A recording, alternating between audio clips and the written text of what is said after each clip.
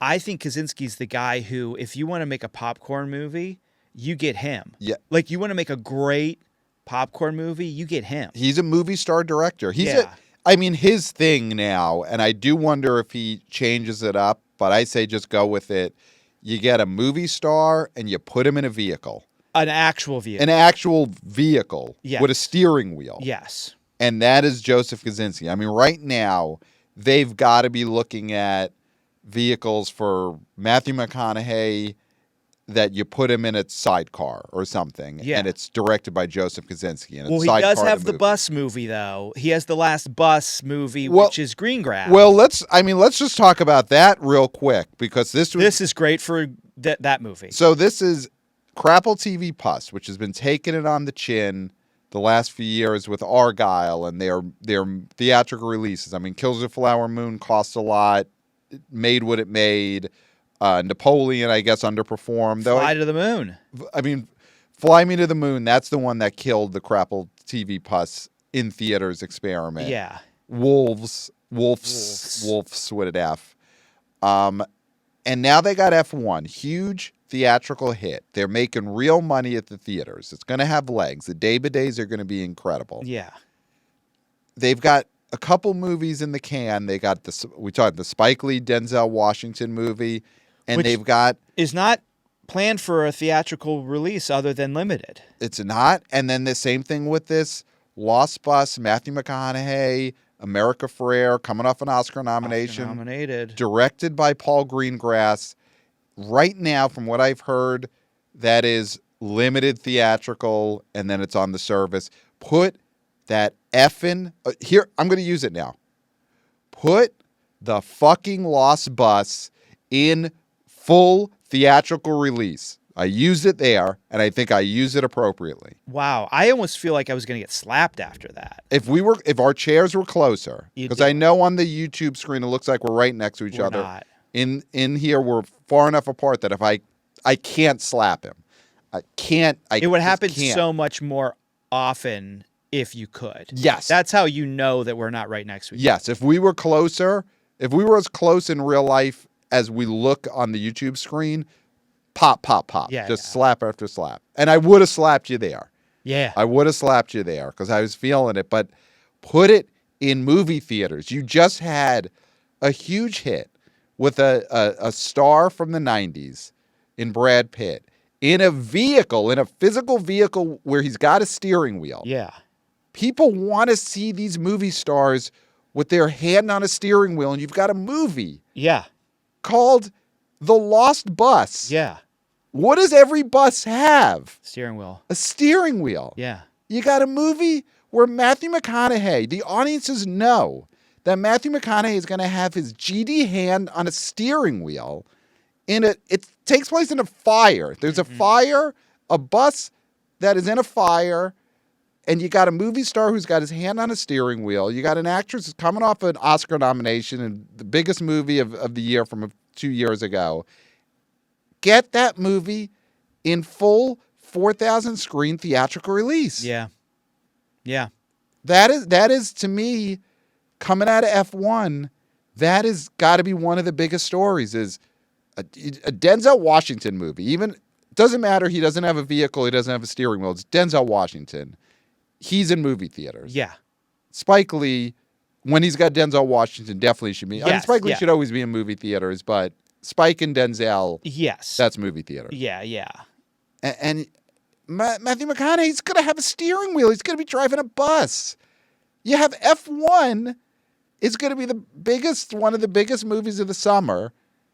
How do you not say vehicle movie? This goes into full theatrical release. How is that possible? I mean, Pat, because we've seen it with so many studios. They're dumb. They take the wrong message from success. Yeah. You know what I mean? They won't make that connection. They'll watch this show and make that connection and claim to have made that connection, but they haven't made that connection until you said it. Well, here's what I'm going to say. We are YouTubers. Hey, guys. Hey, guys. In the comments, but in the real world, and you go on the internet and you find contact information, email information, email find people and be polite about it. Be nice. This is not a, slam. This is a politely go out there and advocate for The Lost Bus, a movie with a steering wheel and a movie star, to be put in theatrical release. And if F1 had opened to $22 million this weekend and looked like it was going to be a huge underperformer, then I would say, you know what? They're doing what they got to do. People don't want movie stars and steering wheels on the big screen.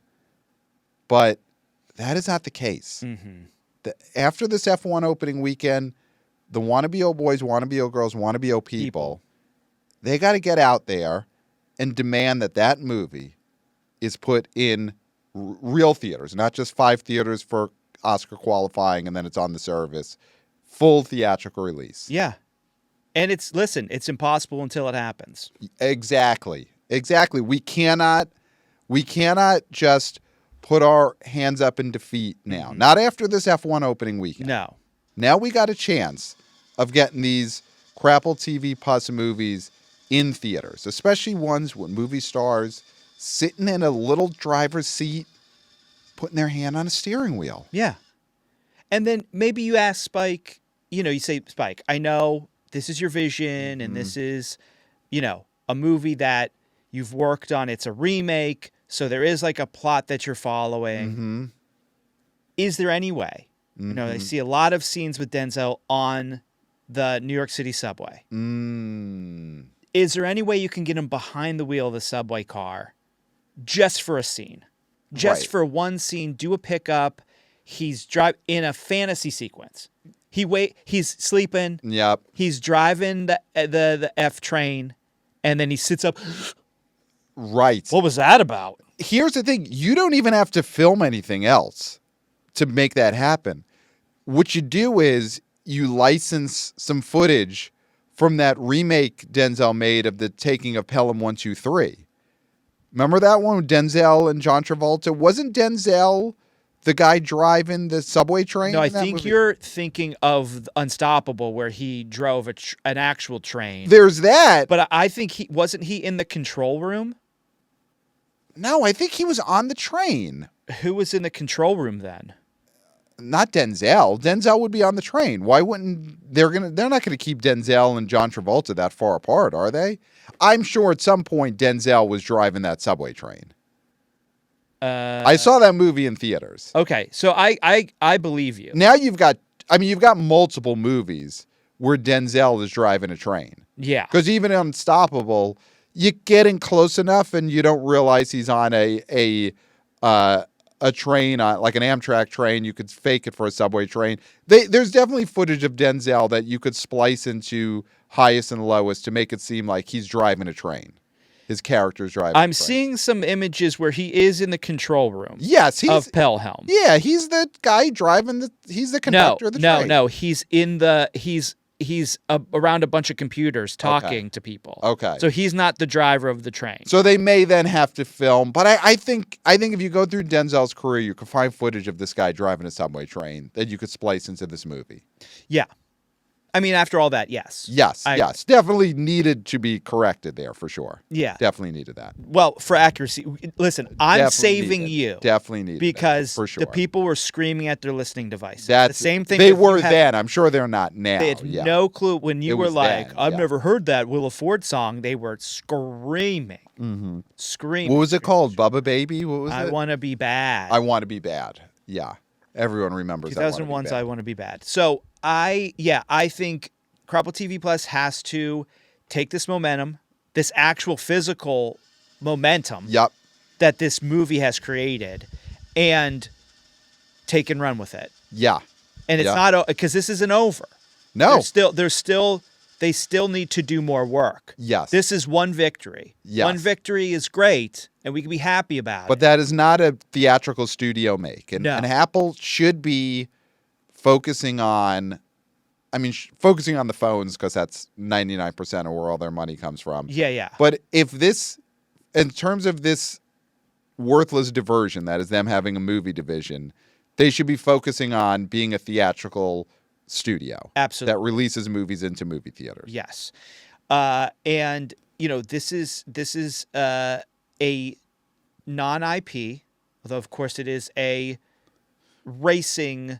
It's a company. real world thing. It's a real world thing that they then made into a movie. Yeah. But it's not a video game. It's not an It's not a existing character. superhero. Yeah. I mean, Brad Pitt. Yeah. Huge win for Brad Pitt. Yes. Yes. You know, you look at his run the last few years. It's Once Upon a Time in Hollywood, big hit, 2019, wins the Oscar, takes time off, extended cameo in Lost City, which was a hit. Yes. $100 million domestic or right around that. No, it did get over $100 million domestic. It did. It hit it. Bullet Train got to 100 domestic, opened at 30. You may not like that style of movie, but people went to go see that. Yep. And then he does Wolves, which was Crapple TV Plus TV show, no real box office. No one's holding that against him. Yeah. And now F1's it. People still want to go see this guy. Yeah. People want to go see him. It's amazing. I mean, we can have the conversation about who's going to replace these old stars, but at the moment, they're holding up. So Yes. I don't think we need to talk too much about that. That seems to be what everybody starts talking about as soon as Brad Pitt had another hit, Tom Cruise has a hit, George Clooney does fine at the box office with something. It's all like doing well on Broadway. Yeah, but who's going to replace? And it's like, listen, if they don't need replaced, why talk about that? If you can get another 15 years out of Tom Cruise and Brad Pitt, let's take it. And the kind of the point of F1 was almost Brad Pitt saying, I ain't going anywhere. Yeah.